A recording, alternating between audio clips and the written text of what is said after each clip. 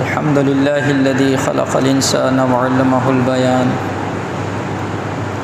وأنزل له القرآن وجعله شفاء وهدى ورحمة لذوي الإيقان ونشهد أن لا إله إلا الله وحده لا شريك له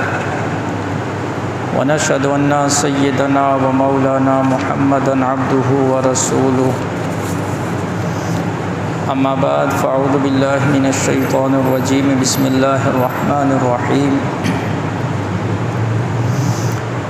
قال الله تبارك وتعالى يا أيها الذين آمنوا ادخلوا في السلم كافة ولا تتبعوا خطوات الشيطان إنه لكم عدو مبين وقال النبي صلى الله عليه وآله وسلم ليس منا من ضرب الخدود وشق الجيوب ودعا بدعوى الجاهلية أو كما قال عليه الصلاة والسلام إن الله وملائكته يصلون على النبي يا أيها الذين آمنوا صلوا عليه وسلموا تسليما اللهم صل على محمد في أول كلامنا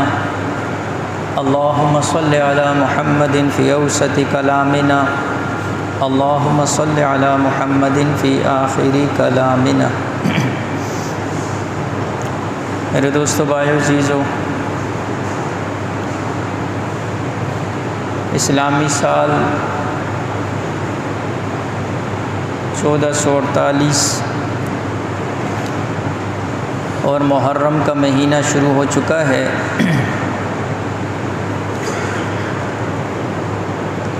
جیسا کہ پچھلے جمعے آپ حضرات کے سامنے محرم کے اہمیت کے حوالے سے چند باتیں عرض کی تھیں، آج بھی اسی موضوع کو آگے لے جاتے ہوئے چند اہم مسائل جن کا تعلق محرم کے مہینے سے ہے وہ آپ کے سامنے عرض کرنے ہیں۔ آپ کے سامنے پارہ نمبر 2 سورہ بقرہ آیت نمبر 208 تلاوت کی ہے، اور حضور صلی اللہ علیہ وآلہ وسلم کی احادیث مبارکہ میں سے ایک حدیث جس کو امام بخاری نے نقل کیا ہے وہ آپ کے سامنے تلاوت کی ہے۔ اس آیت اور اس حدیث کی روشنی میں چند اہم مسائل عرض کریں گے۔ اللہ جل شانہ فرماتے ہیں یا ایھا الذین آمنوا، اے ایمان والو، ادخلوا فی السلم کافہ، اسلام کے اندر پورے داخل ہو جاؤ، ولا تتبعوا خطوات الشیطان، اور شیطان کے راستے کی پیروی نہ کرو، انہ لکم عدو مبین، بے شک وہ تمہارا کھلا دشمن ہے۔ آگے چل کر اس آیت کا شان نزول بھی عرض کریں گے کہ یہ آیت کس موقع پر آئی اور کس وجہ سے نازل ہوئی، اور حدیث جو آپ کے سامنے تلاوت کی ہے جس کو امام بخاری نے نقل کیا، اللہ کے نبی صلی اللہ علیہ وآلہ وسلم نے فرمایا لیس منا من ضرب الخدود، وہ ہم میں سے نہیں، یعنی وہ ہم مسلمانوں میں سے نہیں ہے وہ شخص من ضرب الخدود جو اپنے رخسار کو پیٹتا ہے، وشق الجیوب اور اپنے گریبان کو پھاڑتا ہے، ودعا بدعوى الجاہلیہ اور دور جاہلیت کے بین کرتا ہے۔ تو اللہ کی نبی صلی اللہ علیہ وآلہ وسلم نے اس حدیث کے اندر مصیبت کے موقع پر، غم تکلیف کے موقع پر ان 3 چیزوں سے منع فرمایا ہے۔ تو جو آپ کے سامنے عرض کیا کہ محرم کے حوالے سے وہ مسائل جس کے اندر وہ لوگ جو اہل سنت والجماعت سے تعلق رکھتے ہیں اور عقیدے کے اعتبار سے بھی اپنے آپ کو موحد کہتے ہیں اور اس بات کا دعویٰ کرتے ہیں کہ ہم ہر قسم کی بدعات سے اور رسومات سے اور شرکیہ اعمال سے اپنے آپ کو بچاتے ہیں، لیکن بعض اوقات کیا ہوتا ہے کہ جب ہم عام ماحول کو دیکھتے ہیں، معاشرے کو دیکھتے ہیں، برادری رسم و رواج کو دیکھتے ہیں، تو ہم بھی اسی گنگا کے اندر بہہ جاتے ہیں اور ہم بھی لوگوں کی دیکھا دیکھی وہی کام شروع کر دیتے ہیں جو ہمارے نزدیک کسی صورت کے اندر بھی شریعت کے اندر وہ جائز نہیں ہوتے ہیں۔ ایسے ہی چیزوں کے اندر محرم کے اندر جو ایک مسئلہ ہر دفعہ سامنے آتا ہے اور اس کو عرض بھی کیا جاتا ہے، چونکہ شریعت کا مزاج ہے کہ ایک چیز کو بار بار بولا جائے اور بار بار اس کی ترغیب دی جائے۔ ہمارے بڑے، ہمارے حضرات بھی یہی کہتے ہیں کہ جب کسی چیز کو عام کرنا ہو تو اس کا تذکرہ عام کرو، اور جب کسی چیز کو ختم کرنا ہو تو اس کا تذکرہ بھی ختم کر دینا چاہیے۔ تو جب تک کوئی برائی ختم نہیں ہوتی ہے تب تک اس برائی کے حوالے سے ترغیب دینا، بات کرنا، یہ ہمارا فرض بھی ہے اور ذمہ داری بھی ہے۔ تو محرم کے اندر جس طرح باقی مسائل سامنے آتے ہیں، اسی طرح ایک عام مسئلہ کہ محرم کے اندر شادی بیاہ کو ناجائز تصور کیا جاتا ہے، یا اگر ناجائز تصور نہیں کیا جاتا لیکن اچھا نہیں سمجھا جاتا ہے، تو اس حوالے سے لوگوں کے مختلف نظریے ہیں اور مختلف عقیدے ہیں۔ تو ہم ان نظریات، ان عقائد اور پھر اس کا جواب عرض کریں گے۔ تو سب سے بڑی وجہ جو محرم کے اندر شادی بیاہ نہ کرنے کی ہے یا کوئی خوشی کا کام نہ کرنے کی، کئی لوگ کاروبار نہیں شروع کرتے، کئی لوگ نیا گھر تعمیر نہیں کرتے، کئی لوگ زیب و زینت اختیار نہیں کرتے، کئی لوگ جو ہے نا جی جس طرح میں نے عرض کیا نکاح وغیرہ کا عمل نہیں کرتے۔ ان سب کے پیچھے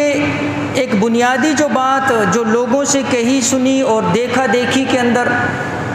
کہ جی محرم جو ہے یہ نحوست والا مہینہ ہے اور محرم جو ہے یہ منحوس ہے۔ حالانکہ آپ کو یاد ہوگا میں نے پچھلے جمعے عرض کیا رب تعالیٰ نے 12 کے 12 مہینے خود انتخاب کیے۔ ان عدت الشہور عند اللہ 12 شہرا، اللہ فرماتے ہیں 12 مہینوں کا انتخاب میں نے کیا، منہا 4 حرم، اور اس کے اندر 4 مہینے جن کو اللہ نے قابل احترام بنایا ان کا انتخاب بھی اللہ نے کیا۔ اور حرم کا معنی ہے قابل احترام، برکت والے، عزت والے، تقدس والے، مقدس مہینے۔ تو جن کو اللہ برکت والا مہینہ کہے اور اس کے اندر لوگ نظریہ عقیدہ نحوست والا رکھیں تو یہ براہ راست قرآنی تعلیمات کے خلاف ہے اور یہ قرآنی تعلیمات سے متصادم عقیدہ ہے۔ تو میں نے جو عرض کرنا ہے وہ شادی کے حوالے سے، میں چونکہ ابھی صرف یہی مسئلہ ذہن سامنے ہے کہ سب سے بنیادی وجہ تو یہ ذہن کے اندر رکھتے ہیں کہ جس کے اندر نحوست ہوتی ہے منحوس ہے اور شادی خوشی کا موقع ہے، کہیں اس نحوست کی وجہ سے ہماری یہ خوشی برباد نہ ہو جائے، اور کہیں اس نحوست کی وجہ سے ہماری اس خوشی کے اندر جو ہے نا جی اس کو کوئی پریشانی اس کے اندر نہ آ جائے۔ اور علماء نے لکھا ایسی چیزوں کے اندر خواتین زیادہ مبتلا ہوتی۔ اور دوسری بات بھی عرض کرتا چلوں کہ جو شادی بیاہ کے موقع ہوتے ہیں ایسی صورتوں کے اندر اچھے خاصے دیندار قسم کے جو مرد حضرات ہوتے ہیں یہ بھی سارے کے سارے اختیارات عورتوں کے حوالے کر دیتے ہیں۔ شادی بیاہ کے موقع پر وہ پیچھے ہاتھ باندھ کر بیٹھ جاتے ہیں، جب ان کو کہا جاتا ہے کہتے ہیں جی کیا کریں جی، لڑکے کی ماں نہیں مان رہی ہے، لڑکے کی بہن نہیں مان رہی ہے، لڑکے کی پھوپھی نہیں مان رہی ہے، اس کی خالہ نہیں مان رہی ہے، اس کی چاچی نہیں مان رہی ہے، یعنی ہر چیز کے پیچھے کسی نہ کسی عورت کا جو ہے نا جی وہ ہاتھ ہوتا ہے۔ اس لیے علماء نے لکھا سب سے پہلے ان کو حکمت اور بصیرت سے سمجھاؤ، اگر وہ سمجھ ان کو نہیں آتی ہے تو کسی صورت کے اندر بھی ناجائز چیزوں کے اندر ان کی بات کو تسلیم کرنا یہ کسی صورت کے اندر بھی درست نہیں ہے۔ لہٰذا عورتیں ایسی توہمات کے اندر بدشگونیوں کے اندر مبتلا ہوتی ہیں، تو اس کی وجوہات کے اندر جیسے میں نے عرض کیا کہ جس کو محرم کو منحوس سمجھتے ہیں، نحوست کی وجہ کیا ہے؟ سب سے بڑی وجہ نحوست کی کس کو سمجھتے ہیں؟ حضرت حسین ابن علی رضی اللہ تعالی عنہ، اہل سنت والجماعت کی آنکھوں کی ٹھنڈک، نوجوانوں کے جنت کے نوجوانوں کے سردار امام الانبیاء محمد مصطفیٰ صلی اللہ علیہ وآلہ وسلم کے پیارے نواسے حضور علیہ الصلوۃ والسلام، جن سے جو ہے نا جی محبت، جن کو اللہ کے نبی علیہ الصلوۃ والسلام چومتے، سونگھتے، سینے سے لگاتے اور اپنے جو ہے نا جی نماز کی حالت کے اندر ان کی وجہ سے سجدوں کو لمبا کر دیتے، خطبہ چلتے چلتے پڑھتے پڑھتے خطبہ چھوڑ دیتے، جا کر ان کو جو ہے نا جی اپنی گود کے اندر اٹھا لیتے۔ ایسے چہیتوں کی شہادت کی وجہ سے اس مہینے کو جو ہے نا جی وہ منحوس اور غم والا مہینہ تصور کرتے ہیں۔ دوسری وجہ کیا ہوتی ہے؟ کہتے ہیں جی محرم کا احترام ہے اور شادی تو بغیر گانے باجے کے ہو نہیں سکتی ہے، اس لیے محرم میں گانا بجانا تو ہو نہیں سکتا ہے، اس لیے محرم کے احترام کی وجہ سے شادی کو لیٹ کر دو تاکہ ہم محرم کے بعد پھر دل کھول کر گانا بجانا کر سکیں۔ دو وجہ ہوگی۔ تیسری وجہ، بعض لوگ جو ہے نا جی وہ کہتے ہیں جی کون سا محرم کے اندر شادی کرنا فرض اور واجب ہے، بعد میں کر لیں گے۔ اور وہ یہ کیوں کہتے ہیں؟ کہتے ہیں ایک تو لوگوں کی باتوں سے بچ جائیں گے، جو لوگ ہم پر اعتراض کریں گے یا لوگ باتیں بنائیں گے، دائیں بائیں لوگ باتیں کریں گے جو محرم میں شادی کر رہے، ایک تو لوگوں کی باتوں سے بچ جائیں گے، اور جو ہے نا جی دوسرا یہ ہے کہ اگر نحوست ہوئی تو نحوست سے بھی بچ جائیں گے۔ یعنی وہ مذبذبین بین ذالک ہوتے ہیں، نہ مکمل ادھر ہوتے ہیں نہ مکمل ادھر ہوتے ہیں، وہ درمیان والا طبقہ ہوتا ہے۔ تینوں کی نفی ہے، تینوں عقیدے، تینوں باتیں شرعاً ناجائز ہیں، اور اس کی وجہ جو ہے نا جی جو ہے کہ میں نے تو پہلے عرض کر دیا محرم قابل احترام ہے، اس کے اندر نحوست کا تو تصور کرنا یہ قرآنی آیات کے خلاف ہے، اس لیے کہ محرم کو رب تعالی نے برکت والا بنایا ہے، محرم کو اللہ نے قابل احترام بنایا ہے، محرم کی عظمت اللہ نے قرآن کے اندر بیان کی ہے، اللہ کے نبی علیہ الصلوۃ والسلام نے احادیث مبارکہ کے اندر بیان کی ہے۔ محرم کو اللہ کے نبی علیہ السلام نے شہر اللہ فرمایا، اللہ کا مہینہ، تو نعوذ باللہ جو اللہ کے مہینے کو منحوس قرار دے، اس بندے سے بڑا منحوس اور کوئی نہیں ہو سکتا، اس بندے سے بڑا بدبخت اور کوئی نہیں ہو سکتا، اس بندے سے بڑا جو ہے نا جی بدنصیب کوئی نہیں ہو سکتا۔ اس لیے اس عقیدے کو تو ذہن وہم گمان کے قریب بھی نہیں لے کر آنا ہے، اور محرم کو سب سے زیادہ قابل احترام سمجھنا ہے، اور محرم کو جو ہے نا جی سب سے زیادہ عزت والا مہینہ سمجھنا ہے۔ دوسری بات یہ ہے کہ دیکھو سارے مہینے اللہ کے ہیں، ان مہینوں کے متعلق احکامات دینا یہ اللہ کا کام ہے۔ اللہ رب العزت نے دین مکمل کر دیا، الیوم اکملت لکم دینکم واتممت علیکم نعمتی ورضیت لکم الاسلام دینا۔ اللہ فرماتے دین کامل مکمل اتمام ہو چکا، اب نہ کسی چیز کا اضافہ ہو سکتا ہے نہ کسی چیز کی کمی ہو سکتی۔ لہٰذا جو بندہ اپنی مرضی سے کسی مہینے، دن، وقت کے متعلق کسی حکم کے اندر یا اضافہ کرے گا یا کسی حکم کے اندر کمی کرے گا، یا تو وہ قرآن یا حدیث سے دلیل لے کر آئے، یا تو صحابہ کا عمل لے کر آئے، تابعین، ائمہ مجتہدین کا کوئی عمل لے کر آئے، تو پھر تو بات بنے گی۔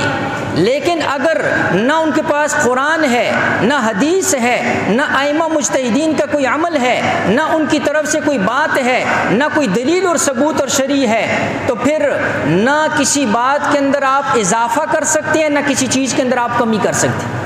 کسی بندے کو اس بات کے اختیار نہیں ہے کہ کسی مہینے کے متعلق کوئی حکم جاری کر دے کہ اس مہینے کے اندر یہ والا کام ناجائز ہے یا اس دن کے اندر یہ والا کام ناجائز ہے، تو ہم اس سے سوال کریں گے کہ اس کے متعلق تم دلیل لے کر آؤ۔ اگر دلیل ہے تو ٹھیک ہے، اگر دلیل نہیں ہے تو یہ دعویٰ خود بخود باطل ہو جائے گا۔ اور شریعت کے اندر نکاح کے اندر تاخیر کا حکم نہیں ہے، شریعت کے اندر نکاح کے اندر جلدی کرنے کا حکم ہے۔ مستدرک حاکم کی روایت کے اندر اللہ کے نبی علیہ الصلوۃ والسلام نے حضرت علی رضی اللہ تعالیٰ عنہ کو 3 باتوں کی فرمایا کہ 3 کاموں کے اندر اے علی تم نے جلدی کرنی ہے۔ ایک، جب نماز کا وقت آ جائے تو پھر اب نماز پڑھنے کے اندر تاخیر نہیں کرنی ہے۔ دوسرا، جب جنازہ تیار ہو جائے پھر جنازے کے اندر تم نے تاخیر نہیں کرنی ہے۔ تیسرا فرمایا کہ جب بے نکاحی عورت کا جوڑ مل جائے تو پھر تم نے اس کے اندر نکاح کے اندر تاخیر نہیں کرنی ہے۔ اب شریعت تو یہ کہتی ہے کہ نکاح کے اندر تاخیر نہیں کرنی ہے، نکاح کے اندر جلدی کرنی ہے۔ اور جو بندہ محرم کے اندر چھوڑ دیتا ہے اس وجہ سے کہ جی یہاں پر جو ہے نا جی فلاں فلاں وجوہات ہیں، تو اس کا مطلب یہ ہوا کہ یہ اللہ کے نبی علیہ الصلوۃ والسلام کے اس حکم کو بھی پس پش ڈال رہا ہے۔ اور اسی طرح اسلام کے اندر جو نحوست کا تصور ہے ذہن کے اندر رکھا، نہ تو کسی دن کے ساتھ خاص ہے، نہ کسی جگہ کے ساتھ خاص ہے، نہ کسی مہینے کے ساتھ خاص ہے، نہ کسی چیز کے ساتھ خاص ہے۔ اسلام کے اندر سرے سے نحوست کا تصور کوئی نہیں ہے۔ جب نحوست کا تصور ہی نہیں ہے تو پھر اس بابرکت مہینے کو منحوس سمجھنا یہ اسلامی تعلیمات کے خلاف ہے۔ اسلام کے اندر اگر نحوست ہے تو وہ گناہوں کے اندر، اسلام کے اندر اگر نحوست ہے تو اللہ کی نافرمانیوں کے اندر، اسلام کے اندر اگر نحوست ہے تو اللہ کے نبی علیہ الصلوۃ والسلام کی اطاعت کو چھوڑنے کے اندر ہے۔ باقی کسی بھی چیز کے اندر جو ہے نا جی شریعت نے نحوست بیان نہیں کی۔ اب لوگ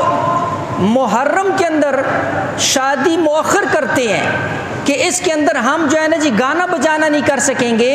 اب خود اندازہ کرو، محرم کے اندر شادی کو مؤخر کرتے ہیں اس مہینے کو منحوس سمجھتے ہوئے یا اس مہینے کو غم والا مہینہ سمجھتے ہوئے، تو اب بتاؤ کہ جن چیزوں کی وجہ سے شریعت نے منع کیا کہ یہ والے کام شادیوں کے اندر نہیں کرنے، ہم وہ والے کام تو نہیں چھوڑتے ہیں، لیکن جن چیزوں کا تصور ہی نہیں ہے اس کی وجہ سے ہم اپنی شادیوں کو پیچھے کر دیتے ہیں۔ اور ایک عام چیز جو میں نے آپ کے سامنے عرض کیا کہ کئی لوگ کیا کہتے ہیں جی محرم کے اندر شادی کرنا کون سا فرض واجب ہے، بعد میں کر لیں گے، لوگوں کی باتوں سے بھی بچ جائیں گے، لوگوں کے اعتراض سے بھی بچ جائیں گے۔ تو اس کے لیے میں نے آپ کے سامنے یہ آیت پڑھی اور میں نے آپ کو کہا اس کا شان نزول میں بعد میں عرض کروں۔ اللہ جل شان فرماتے ہیں یا ایھا الذین آمنوا ادخلوا فی السلم کافہ، اے ایمان والو اسلام کے اندر پورے داخل ہو جاؤ۔ تفاسیر اٹھاؤ، مفسرین نے لکھا یہ آیت کس موقع پر اور کس کے بارے میں نازل ہوئی۔ عبداللہ بن سلام رضی اللہ تعالیٰ عنہ جو یہودی مذہب کو چھوڑ کر اسلام کے اندر داخل ہوئے تھے اور یہود کے کبار علماء میں سے تھے، بڑے علماء میں سے تھے، جب وہ مسلمان ہوئے تو یہودی مذہب کے اندر 2 چیزیں تھیں۔ ایک تو یہودی جو ہے وہ ہفتے کے دن کی تعظیم کرتے تھے، اور دوسرا یہودی مذہب کے اندر اونٹ کا گوشت کھانا یہ ممنوع تھا۔ تو عبداللہ بن سلام رضی اللہ تعالیٰ عنہ نے خود یہ سوچا کہ جی اسلام کے اندر ہفتے کے دن کی بے تعظیمی کون سا واجب ہے، اس لیے میں ہفتے کے دن کی تعظیم کیا کروں گا۔ اور دوسرا انہوں نے یہ کہا کہ اونٹ کا گوشت کھانا کون سا اسلام کے اندر فرض واجب ہے، اس لیے انہوں نے کہا کہ میں اونٹ کا گوشت نہیں کھاؤں گا۔ اور ان کا مقصد کیا تھا؟ ان کا مقصد یہ تھا کہ میں شریعت محمدی کے اوپر بھی چلوں گا اور ساتھ ساتھ یہودی مذہب کے جو یہ دو چیزیں ہیں ان کو بھی ساتھ لے کر چلوں گا تاکہ دونوں پر عمل ہو جائے۔ ظاہری بات اسلام کے اندر اونٹ کا گوشت کھانا فرض واجب تو نہیں، تو انہوں نے بھی یہی سوچا کہ فرض واجب نہیں ہے تو میں نہیں کھاتا ہوں، یہودی مذہب پر بھی عمل ہو جائے گا۔ تو علماء نے لکھا اس موقع پر رب تعالیٰ نے یہ آیت اتاری، فرمایا کہ اے ایمان والو اسلام کے اندر پورے داخل ہو جاؤ، وَلَا تَتَّبِعُوا خُطُوَاتِ الشَّيْطَانِ، اور شیطان کے راستے پر نہ چلو، إِنَّهُ لَكُمْ عَدُوٌّ مُّبِينٌ، بے شک وہ تمہارا کھلا دشمن ہے۔ یعنی یہ شیطانی خیال تھا اور یہ شیطانی تصور جو ہے نا جی وہ ذہن کے اندر اللہ رب العزت نے اس کی تردید فرمائی۔ اور مفسرین عجیب بات لکھی، فرمایا اسلام کے اندر پورے داخل ہونے کا مطلب یہ ہے کہ جس طرح غیر شرعی امور کے اوپر عمل کرنا ناجائز ہے، اسی طرح ہر وہ نظریہ، ہر وہ عقیدہ جس سے غیر شرعی امور کی تقویت ہوتی ہے یا جس کے اندر باطل کے نظریات کی تقویت ہوتی ہے، یا ہر وہ عمل جس سے باطل کا نظریہ ثابت ہوتا ہے، اسلام نے ایسے نظریے کے اوپر بھی چلنے اور اس کے پیچھے اور اس کی اتباع کی بھی منع فرما دی یہاں پر۔ تو وہ لوگ جو کہتے ہیں کون سا فرض واجب ہے بعد میں کر لیں گے، لوگوں کی باتوں سے بچ جائیں گے، تو اس کا مطلب یہ ہے کہ یہ بھی باطل نظریے کی تائید کر رہے ہیں، یہ لوگ بھی باطل نظریے کی تائید کر رہے ہیں، اور ایسی جو ہے نا جی تائید اور ان چیزوں سے بھی جو ہے نا جی منع کا حکم ہے۔ تو ایک تو یہ بات جو ہے نا جی میں نے عرض کرنی تھی۔ دوسری بات جو ہے نا جی وہ اس کے حوالے سے عرض کرنا ہے کہ دیکھو اس مہینے کو اگر کوئی یہ کہے کہ غم کا مہینہ ہے، میں اس پر پہلے بھی کئی دفعہ عرض کر چکا ہوں، تو اس کی وجہ سے جائز زیب و زینت بھی ترک کر دیتے ہیں، بہت سے خوشی کے امور بھی ترک کر دیتے ہیں، بہت سی ایسے جائز کام بھی جو ہے نا جو وہ ترک کر دیتے ہیں۔ تو دیکھو اس بات کے اندر کوئی شک نہیں ہے، ہم نے اس کو کئی دفعہ بیان بھی کیا اور بیان کرتے بھی ہیں کہ حضرت حسین رضی اللہ تعالیٰ عنہ کا مقام، پھر اہل بیت، پھر وہ پاکیزہ نفوس، پھر ان کی شہادت، اس سے بڑا المناک، دردناک، روح کانپ جو ہے نا دینے والا واقعہ ہم جو ہے نا جی بالکل اس کے اندر حقیقت ہے، لیکن اس کی وجہ سے کسی دن کو، مہینے کو غم والا مہینہ قرار دے دینا، تو جیسے میں نے پہلے بھی کئی دفعہ عرض کیا، اسلام کی تاریخ بری ہوئی ہے شہادتوں سے۔ ربیع الاول کے اندر امام الانبیاء محمد مصطفیٰ صلی اللہ علیہ وآلہ وسلم جیسی ذات عالی نے دنیا سے پردہ فرمایا، تو پھر سب سے بڑا غم کا مہینہ تو ربیع الاول کو ہونا چاہیے، لیکن کسی نے بھی ربیع الاول کو غم کا مہینہ نہیں قرار دیا، حالانکہ امام الانبیاء صلی اللہ علیہ وسلم پردہ پوشی فرمائی انہوں نے۔ تو اس سے پتہ یہ چلا کہ کسی کے جانے کی وجہ سے کسی دن کو یا مہینے کو غم کا مہینہ قرار دینا، یہ قرآن و سنت اور اسلامی تعلیمات کے جو ہے نا جی وہ خلاف ہے، اور جیسے میں نے پہلے عرض کیا اسلام کی تعلیمات جو ہے نا جس سے بری ہوئی ہیں۔ اور اگلا مسئلہ جو ہے ایسے موقع پر سوگ، تو سوگ کا حکم آپ سب کے سامنے پہلے بھی کئی دفعہ عرض کیا، شریعت کے اندر کسی کے جانے پر 3 دن کا سوگ ہے، 3 دن۔ اور عورتوں کو یہ حکم ہے کہ اگر عورت حاملہ نہ ہو اور اس کا شوہر فوت ہو جائے تو پھر وہ 4 ماہ 10 دن سوگ منائے گی، لیکن اگر عورت حاملہ ہے اور اس کا شوہر فوت ہو گیا ہے تو پھر بچی کی پیدائش پر سوگ ختم، چاہے وہ بچے کی پیدائش اگلے دن ہی کیوں نہ ہو جائے۔ غیر حاملہ کے لیے 4 ماہ 10 دن اور حاملہ کے لیے بچی کی پیدائش، یہ سوگ کا وقت ہے، یہ شریعت کا حکم ہے۔ اب یہ سب کے لیے حکم ہے، اب اس سے آگے لے کر جانا اس سوگ کو اور اس کو صدیوں پر جو ہے نا جی محیط کر دینا، یہ شرعاً جو ہے نا جی ناجائز بھی ہے اور اس کی جو ہے کوئی اصل بھی نہیں۔ اور ایسے موقع پر اللہ کے نبی علیہ الصلوۃ والسلام نے فرمایا، جو آپ کے سامنے حدیث پڑھی سے بخاری کی، لیس منا من ضرب الخدود وشق الجیوب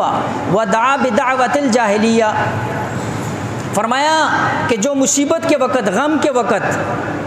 یا ایسی پریشانی کے وقت اللہ کے نبی علیہ الصلوۃ والسلام نے فرمایا جو اپنے چہرے کو، رخسار کو پیٹے، گریبان کو پھاڑے، یا وہ زمانے جاہلیت کے جو ہے نا جی نوحے اور مرثیے پڑے، اللہ کے نبی علیہ الصلوۃ والسلام نے فرمایا لیس منا، صحیح بخاری کی روایت، یہ ہم میں سے نہیں ہے، یعنی یہ مسلمانوں والا کام ہی نہیں ہے۔ اللہ کے نبی علیہ الصلوۃ والسلام نے اس کو جاہلیت والا کام قرار دی۔ تو اس لیے عرض یہ کر رہا ہوں کہ کسی کی شہادت کی وجہ سے کوئی دن منحوس نہیں ہوتا، کوئی مہینہ غم والا نہیں بنتا، بلکہ شہادت تو وہ مقام اور رتبہ ہے جس کی تمنا اللہ کے نبی علیہ الصلوۃ والسلام نے کی، اور ایک دفعہ نہیں، اللہ کے نبی علیہ الصلوۃ والسلام نے بار بار کی ہے، بار بار اللہ کے نبی علیہ الصلوۃ والسلام نے اس کی تمنا کی ہے۔ تو اس لیے میں عرض کر رہا ہوں کہ دیکھو اس طرح کی چیزیں جو ہے نا جی شرعاً جو ہے وہ جائز نہیں۔ اگلے ایک اہم بات جو ہے نا جی، وقت مختصر ہے، کہ جی ایسے موقع کے اوپر شہادت کا غم یہ حضور صلی اللہ علیہ وآلہ وسلم کی سنت ہے جی۔ حضرت حسین رضی اللہ تعالیٰ عنہ،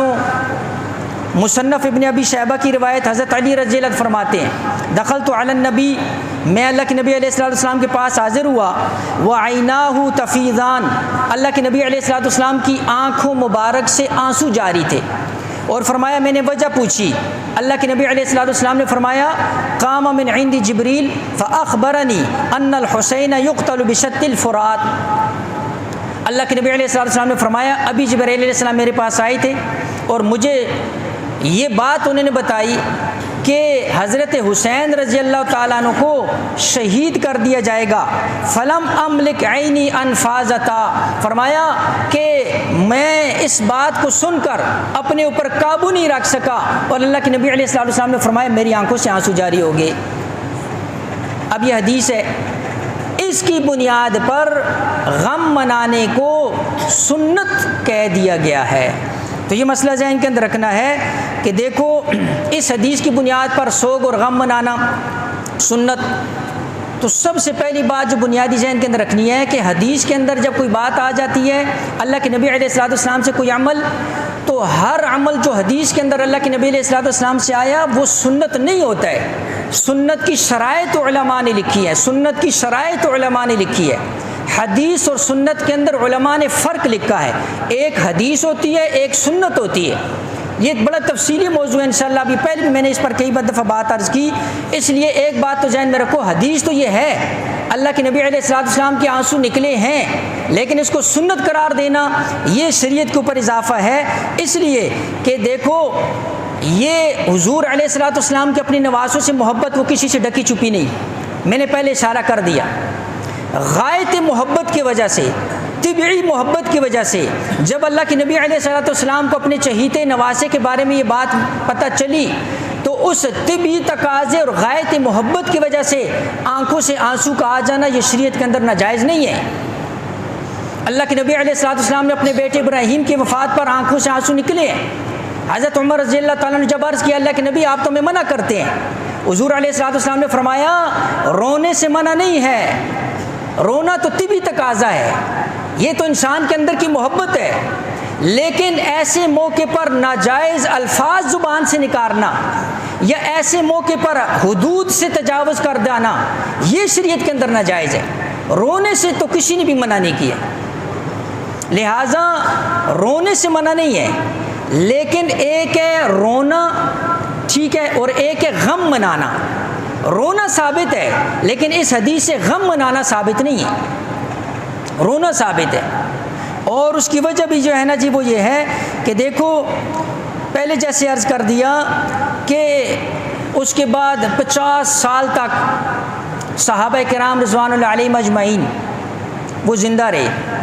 اور اللہ کے نبی علیہ الصلوۃ والسلام کو شروع سے جو ہے نا جی اس بات کی پیشن گوئی کر دی گئی تھی، لیکن اس کے بعد کسی خاص دن کے اندر اللہ کے نبی علیہ الصلوۃ والسلام نے کوئی اس کے لیے اہتمام کیا ہو، کوئی اجتماع کیا ہو،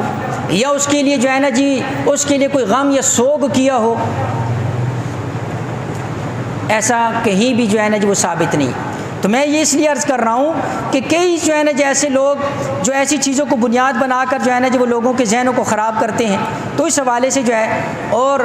ایک دو جو بڑی اہم باتیں عرض کرنی ہے۔ غم کے موقع پر شریعت کا مزاج ہے غم کو کم کرنا۔ کسی کے یہاں میت ہو جائے نا، شریعت کا مزاج یہ ہے کہ وہاں پر جا کر آپ تسلی کے الفاظ ادا کریں۔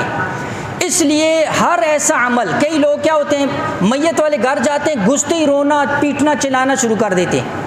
یہ ناجائز ہے۔ کیوں؟ اس لیے کہ اس بندے کے جانے سے یا اس عورت کے جانے سے ان کے غم میں اضافہ ہو گیا۔ شریعت یہ کہتی ہے تم تعزیت کے لیے جاؤ، اور تعزیت کا مقصد کیا ہوتا ہے؟ ان کے غم کو کم کرنا۔ اس لیے تعزیت کے اندر وہ الفاظ استعمال کرنے چاہیے جس سے اس بندے کا غم ہلکا ہو، اس بندے کا غم کم ہو۔ تو پتہ یہ چلا شریعت کا مزاج غم کو کم کرنا ہے، نہ کہ غم کو بڑھانا۔ اس لیے ایسے قصے کہانیاں، ایسے من گڑت واقعات، ایسی باتیں کہ لوگوں کو مزید رلایا جائے، مزید جو ہے نا تڑپایا جائے، مزید لوگوں کے غم میں اضافہ کیا جائے، یہ شریعت کا مزاج نہیں ہے۔ اس لیے شریعت کہتی ہے صرف 3 دن تک جو ہے نا وہ تعزیت کرنی ہے۔ ہاں اگر کوئی بندہ کسی سفر کے اوپر ہے 3 دن میں نہیں جا سکا تو وہ 3 دن کے بعد بھی جا سکتا ہے۔ اور شریعت کا مزاج یہ کہ تعزیت کے لیے ایک ہی بار جانا ہے، بار بار نہیں جانا ہے۔ شریعت کا مزاج ایک دفعہ جانے کا۔ کیوں؟ بار بار جاؤ گے ان کے غم میں اضافہ ہوگا، ان کا غم تازہ ہوگا۔ اس لیے شریعت یہ کہتی ہے کہ عید کے موقع پر بھی لوگ چلے جاتے ہیں، خوشی کے موقع پر چلے جاتے ہیں ان کا غم تازہ کرنے کے لیے، یہ شریعت کا مزاج نہیں ہے۔ تو میں یہ عرض کر رہا ہوں کہ یہ ساری چیزیں بڑی واضح قسم کی ہیں، بڑی جو ہے نا آسان سمجھنے والی ہیں، لیکن ہم جو ہے نا لوگوں کی باتوں کے اندر اور اس طرح کی چیزوں کے اندر ہم ماحول کو دیکھ کر متاثر ہو جاتے ہیں، ہم لوگوں کو دیکھ کر متاثر ہو جاتے ہیں۔ ہم کہتے ہیں وہ کیا کہے گا، وہ کیا کہے گا، وہ کیا کہے گا۔ ہم یہ نہیں سوچتے کہ اللہ کا قرآن، نبی کا فرمان کیا کہتا ہے۔ کل قیامت والے دن اللہ کے نبی علیہ الصلوۃ والسلام کا سامنا کرنا ہے، روز محشر کے اندر اللہ کے نبی علیہ الصلوۃ والسلام کے سامنے جانا ہے، اس موقع پر ہم کیا کریں گے؟ تو اس لیے عرض کر رہا ہوں۔ اور یوم عاشورہ آگے آ رہا ہے، تو یوم عاشورہ کی فضیلت اللہ کے نبی علیہ الصلوۃ والسلام نے باقاعدہ مستقل پہلے سے بیان کی ہے۔ شہدائے کربلا کا واقعہ سن 61 ہجری کو ہوا ہے، سن 61 ہجری کو، اور 10ویں محرم کی فضیلت اللہ کے نبی علیہ الصلوۃ والسلام نے اپنی زندگی کے اندر بیان کی۔ اور صحیح مسلم کی روایت کے اندر آتا ہے جب اللہ کے نبی علیہ الصلوۃ والسلام جو ہے مدینہ کے اندر گئے، دیکھا یہودی روزہ رکھ رہے ہیں، تو پھر اللہ کے نبی علیہ السلام نے پوچھا، یہودی نے جواب دیا ھذا یوم عظیم، یہ بڑا عظیم الشان دن ہے، انجى اللہ منہ موسیٰ وقومہ، اس دن اللہ نے موسیٰ اور اس کی قوم کو نجات دی، اور اس کے شکرانے میں موسیٰ علیہ السلام نے روزہ رکھا، ہم بھی روزہ رکھتے ہیں۔ اللہ کے نبی علیہ السلام نے فرمایا فَنَحْنُ أَحَقُّ وَأَوْلَى بِمُوسَىٰ مِنْكُمْ فَصَامَهُ رسول اللہ صلی اللہ علیہ وسلم وَأَمَرَ بِصِيَامِهِ۔ حضور علیہ السلام نے فرمایا ہم موسیٰ علیہ السلام کے زیادہ حقدار ہیں، تو ہم روزہ بھی رکھیں گے، اور اللہ کے نبی علیہ السلام نے روزہ بھی رکھا اور روزہ رکھنے کی ترغیب بھی دی۔ اور اللہ کے نبی علیہ السلام نے فرمایا احتسب علی اللہ یکفر السنۃ التی قبلہ، صحیح مسلم کی روایت، جو 10 محرم کا روزہ رکھے گا اللہ اس کے پچھلے 1 سال کے گناہوں کو معاف فرما دے گا۔ تو اللہ کے نبی علیہ السلام نے 10 محرم کی فضیلت جو ہے نا وہ بیان فرمائی پہلے سے۔ 10 محرم پہلے سے فضیلت والا ہے، اس کا تعلق جو ہے نا کسی شہادت کے ساتھ نہیں ہے، بلکہ حضرت تھانوی رحمۃ اللہ علیہ نے بڑی پیاری بات لکھی، فرمایا رب تعالیٰ نے یہ مہینہ بھی بڑا قابل احترام، یہ دن بھی بڑا قابل احترام، اللہ نے حضور علیہ الصلوۃ والسلام کے نواسے کو، جنت کے نوجوانوں کے سردار کے لیے شہادت کا جو دن، جو مہینہ انتخاب کیا، اللہ رب العزت نے محرم کا مہینہ، اور محرم کے اندر 10 محرم کا مہینہ دن جو انتخاب کیا، اس وجہ سے کہ محرم بھی بڑا قابل احترام اور 10 محرم بھی بڑا قابل احترام۔ تو شہادت کو فضیلت اس کی وجہ سے ملی ہے، نہ کہ دن کو جو ہے نا شہادت کی وجہ سے فضیلت ملی ہے۔ تو اس لیے جو ہے نا عرض کر رہا ہوں، باقی اس دن کے اندر جو بدعات، جو رسوم، جو اس قسم کی چیزیں ہوتی ہیں، ایسی چیزوں سے جو ہے نا ایسی چیزوں کو تقویت دینے والے اعمال سے خود بھی بچنا ہے، دوسروں کو بھی اس کی ترغیب دینی ہے۔ اللہ جل شانہ صحیح دین قرآن و سنت کی تعلیمات کے مطابق عمل کرنے کی اور اس کو دوسروں تک پھیلانے کی توفیق عطا فرمائے۔ وآخر دعوانا الحمدللہ۔